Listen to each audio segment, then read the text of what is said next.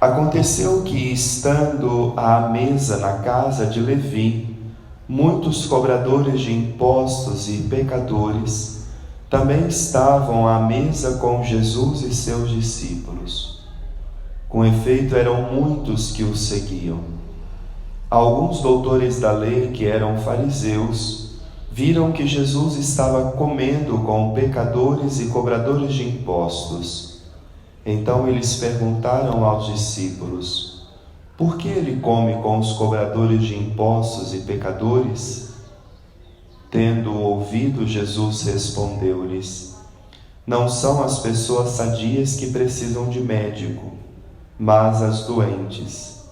Eu não vim para chamar os justos, mas sim pecadores.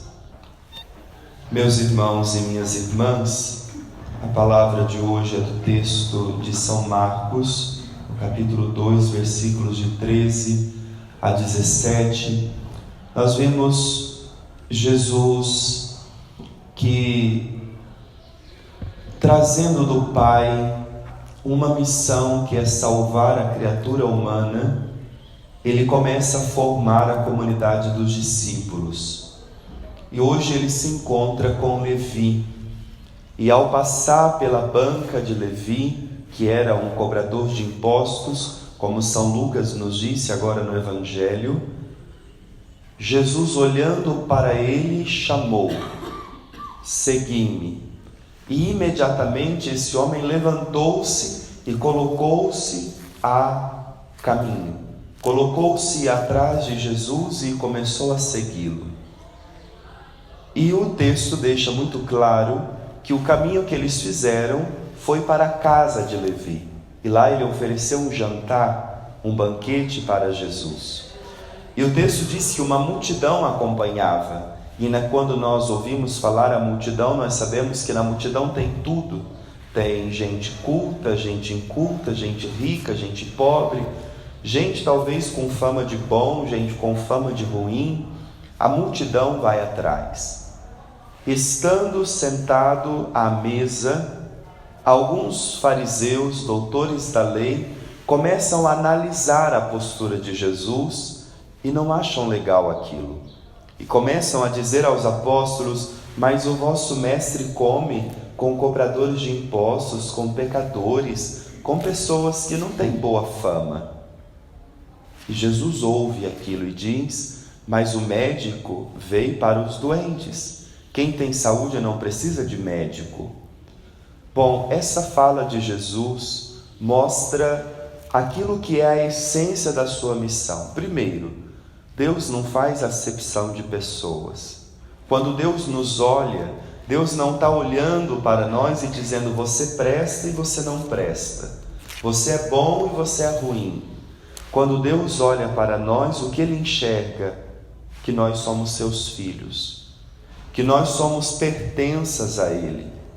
Uma mãe, quando olha para um filho, ela não olha para ele vendo a profissão que ele tem, ou o que ele faz ou ele deixa de fazer. Ela olha e vê o filho, ela não vê o que ele faz ou o que ele deixa de fazer. Agora, imaginemos o olhar de Deus, que é muito mais puro o seu amor do que o amor de mãe até, que é um amor sublime. O texto de hoje nos revela que, ao olhar assim para nós, também nós precisamos nos empenhar para olharmos assim também os nossos irmãos. E vemos a dificuldade que temos para isso.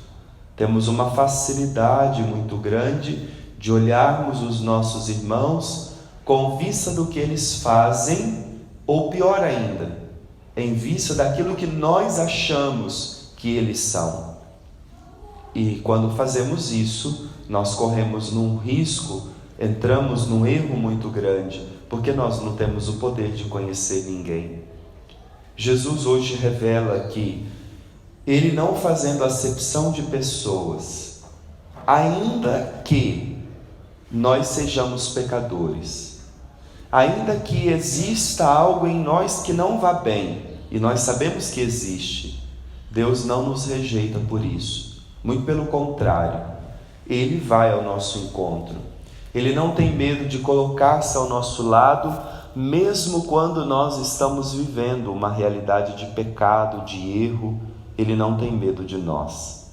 Ele se aproxima de nós, Ele se inclina a nós, porque Ele sabe melhor do que nós mesmos que Ele pode nos curar, que Ele pode nos salvar, que Ele pode nos libertar. Diante desse texto de hoje, em que nós vemos primeiro a atitude de Mateus, de Levi, que diante do chamado de Deus, ele não deixa para depois. Ele não fala, mas eu não posso, eu sou pecador, eu não posso, eu sou ladrão, eu não posso, eu tenho este pecado, este defeito. Não, Jesus está chamando, eu vou. Que nós também não usemos das nossas fraquezas como impedimento para responder à voz de Deus que nos chama para tantos desafios, para tantas propostas. E depois não tenhamos medo de abrir também, como fez Levi, a sua casa, a nossa casa, para receber Jesus. Que não é a nossa casa física, mas primeiro a casa do nosso coração. E deixarmos com que Ele entre para também tomar a refeição conosco. Partilhar daquilo que é a nossa vida. Partilhar daquilo que nós todos os dias comemos, daquilo que todos os dias nos alimentamos.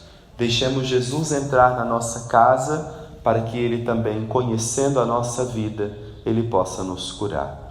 Louvado seja nosso Senhor Jesus Cristo.